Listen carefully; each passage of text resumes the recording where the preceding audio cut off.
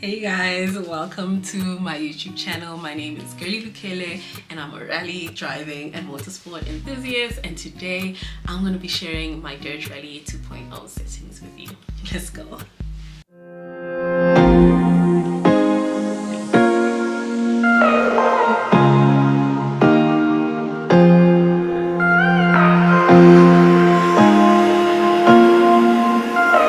Okay, so we're gonna start with Dirt Rally 2.0, and I think the best place to start is with calibrating your wheel.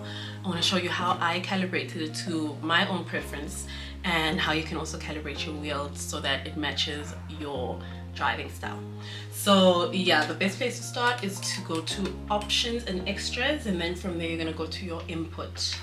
And at the bottom you'll see there's a Y which says device options, so that's where you go to just calibrate the wheel, make sure everything is like fine and works out perfectly for you.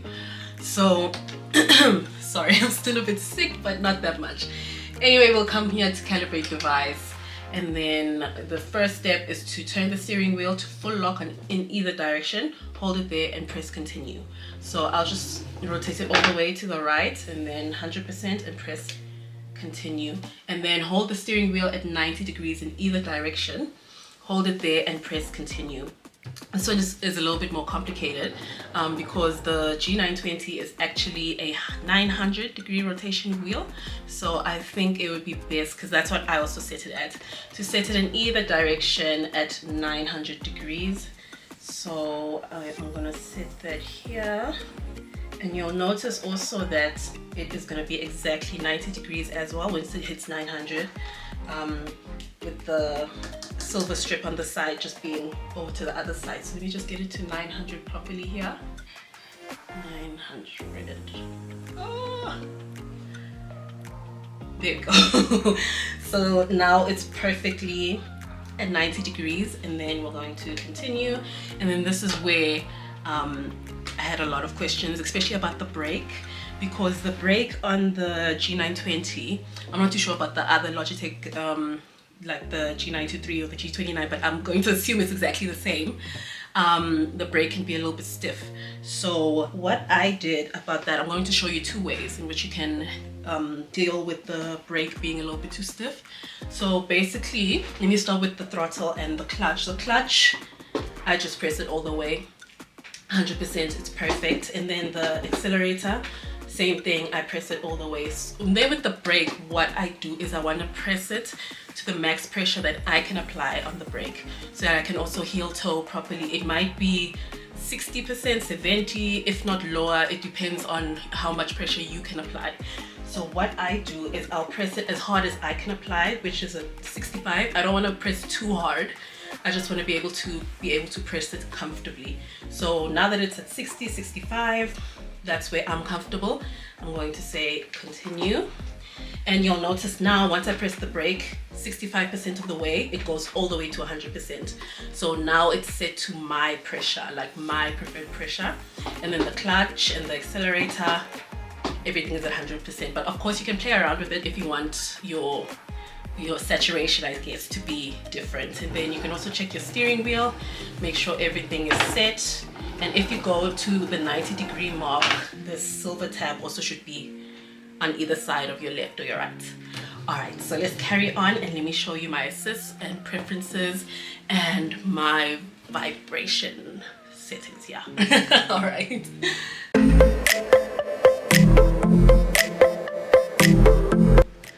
Okay, so now we are going to move on to assist. We're going to start in assist and then move to preferences and then HUD, and then I'll show you my advanced settings as well from there. So back in options and extras, we're going to go to the game settings. So my transmission is set at manual H platen with clutch. I know most rally cars are sequential, but my table is set on the side of my shifter. My table is on the other side of my shifter, so I wasn't really able to put the rubber bands on either side to make it a sequential.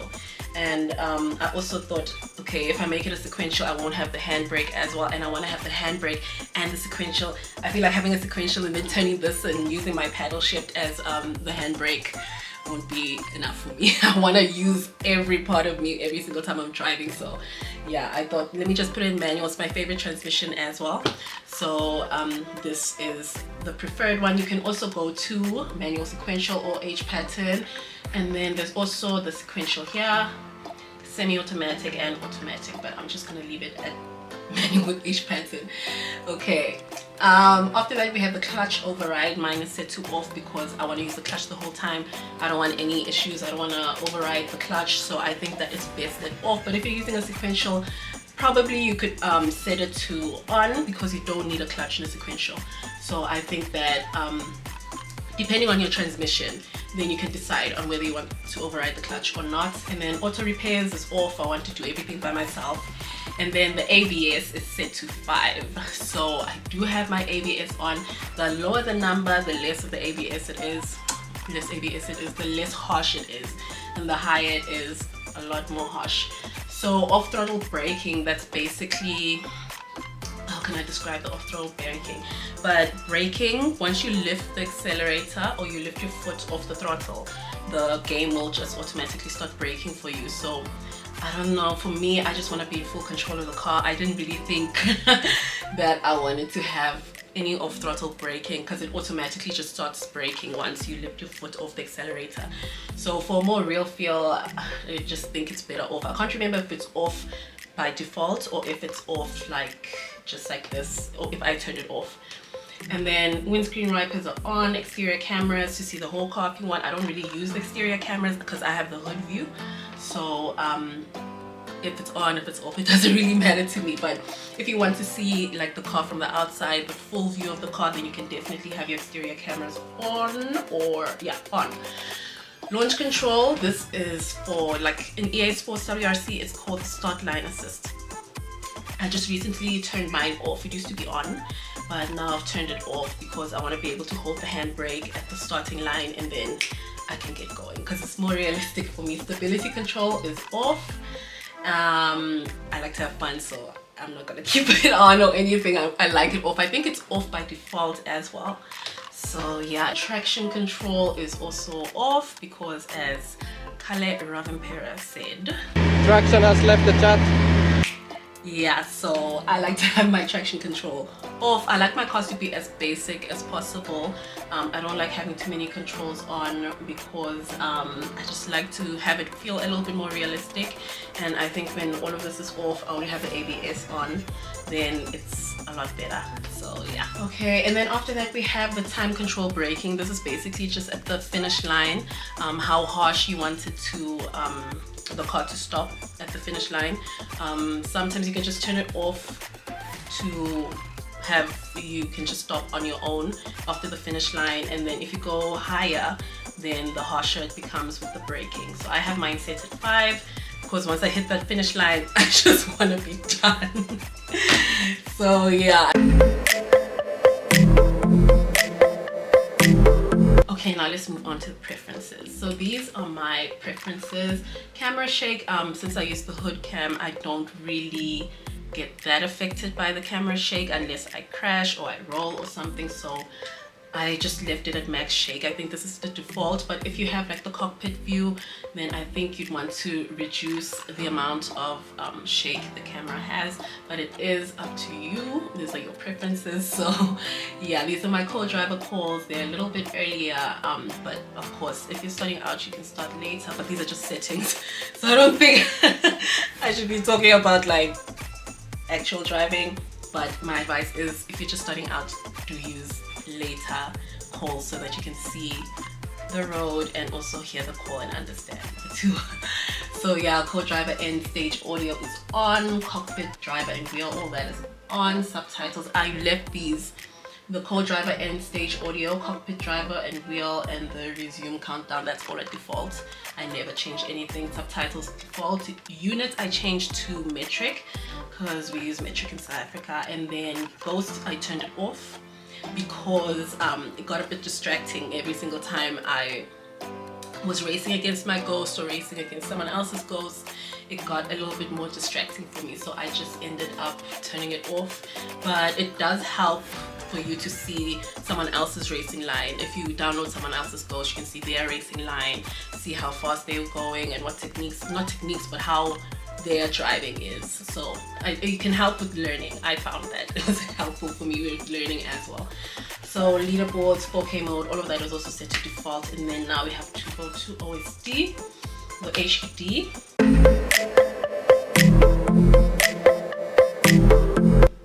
My entire HD is on.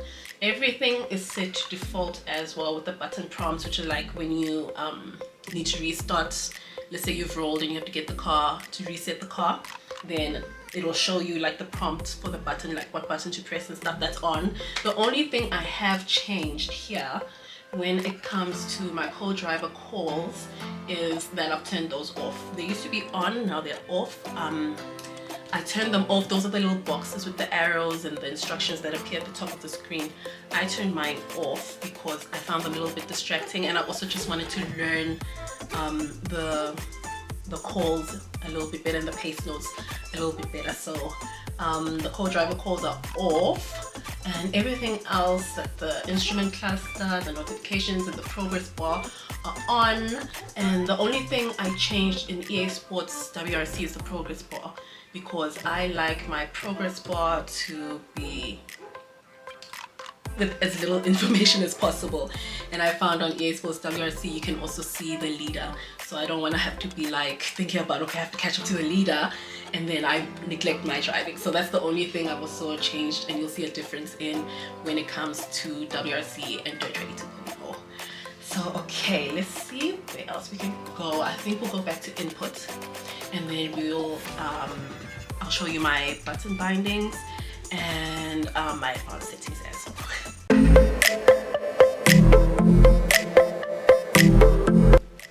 Okay, so once we're back at options and extras, we go back to input, and then we are going to choose a Logitech G920 and edit device.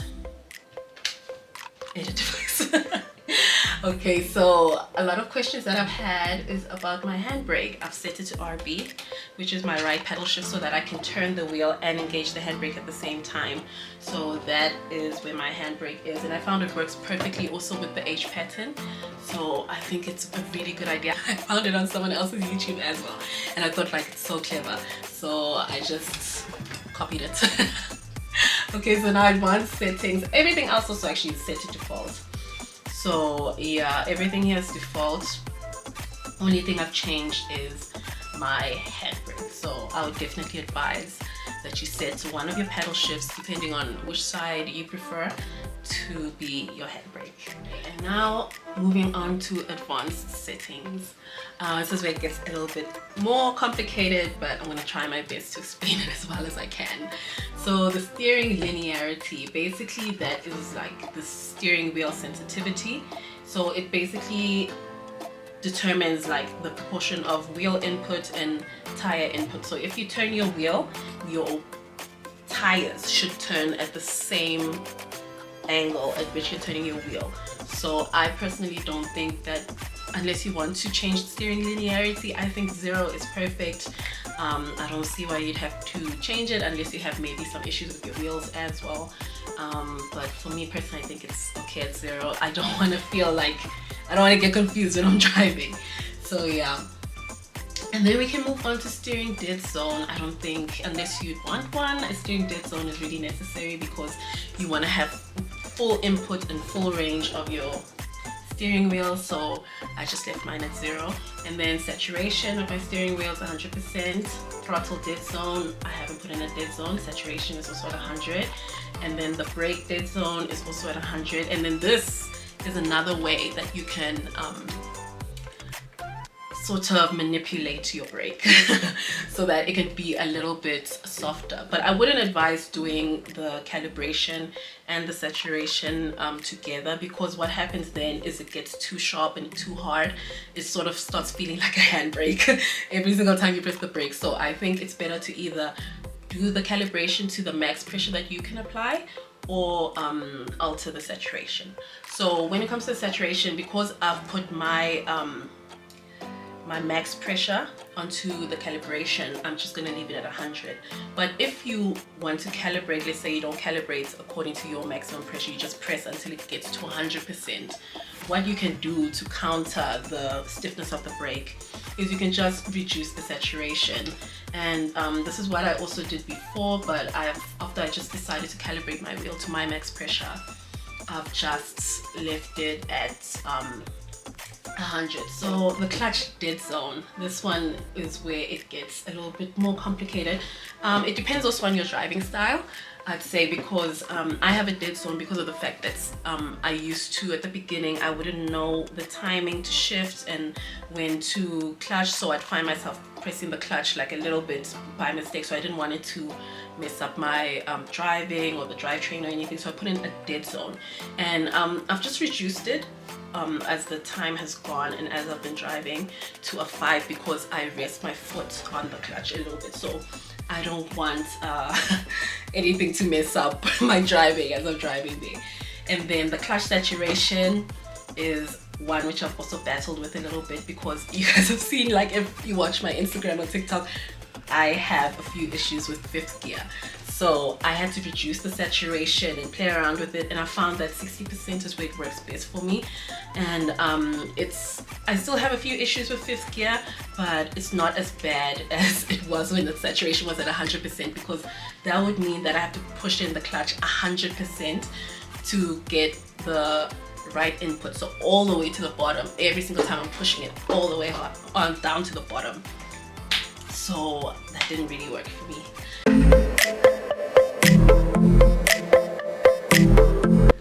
Okay, so vibration and feedback. Interestingly enough, this used to be grayed out for me. So I had no control really on my force feedback and how my steering wheel aligns and all of that. So I just was randomly playing around with my settings one day and I found that it wasn't grayed out. So my previous video on my settings on my TikTok and Instagram are grayed out. So now that they're back to normal, I guess, but it was never like this, but it's back to normal, I think. Now I can show you guys how I did it. So basically when it comes to vibration and feedback, everything's on. And then when it comes to self-aligning torque, this one is a game changer. Changed my life, and I'll tell you why. When I was in advanced settings, I would set my steering saturation to maybe a 35 or a 40 because I like it to be tight and responsive. So I found that the saturation, the lower it is and then the tighter it gets. So that's what I did at first while my vibration and feedback was all grayed out. So now that it is not grayed out anymore, what I have done is I have set my self-aligning torque to 60, and this self-aligning torque basically is what controls the whole feedback of the wheel. So I've set it to 60. I found that's like the best point for me, but you can play around with it. I think the lower the better, but basically the self-aligning torque is how much the steering wheel corrects itself once and brings itself back to center. So that does a whole lot for your driving. It really helped me. It was a game changer.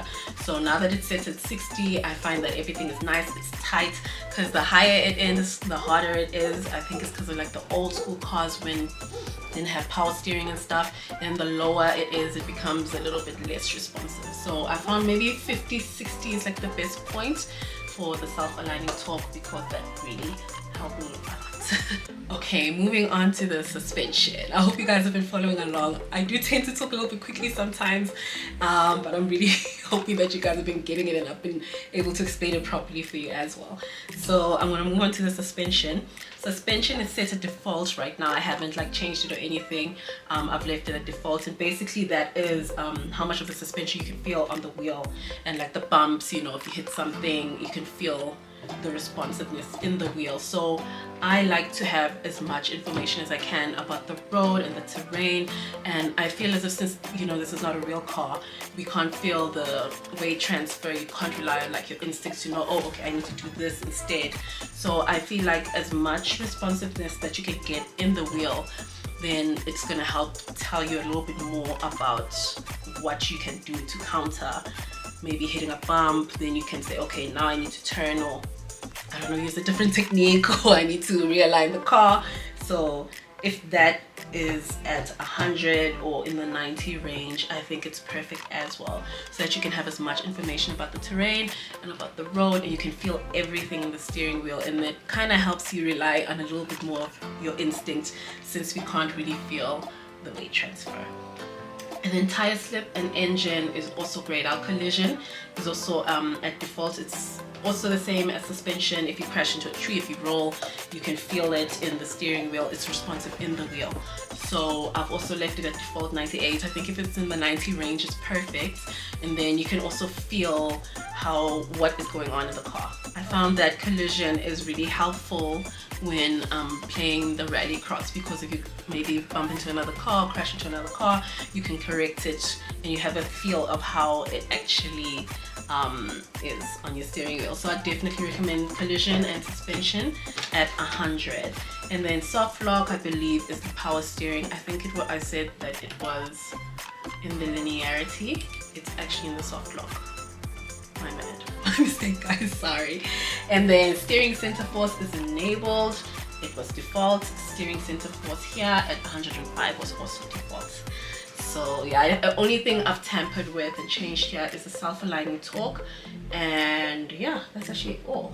But that self-aligning torque was a game changer. Changed everything for me. So play around, have some fun with that, and then let me know how it goes in the comments.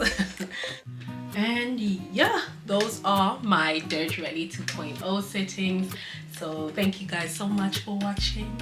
I hope I was able to help, and that you guys can also tweak your settings up a little bit for your preferred driving style as well.